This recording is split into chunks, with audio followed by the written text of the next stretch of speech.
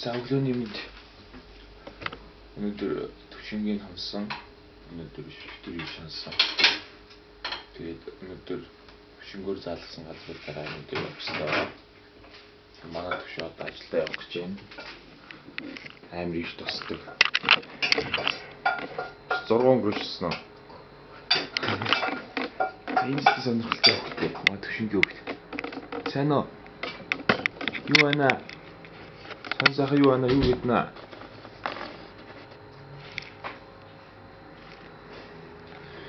За тасаа. Тавгаж өгнө. Өнөөдөр их юм үзэх болтугай. Окей. Энэ гоё. Инстаграм.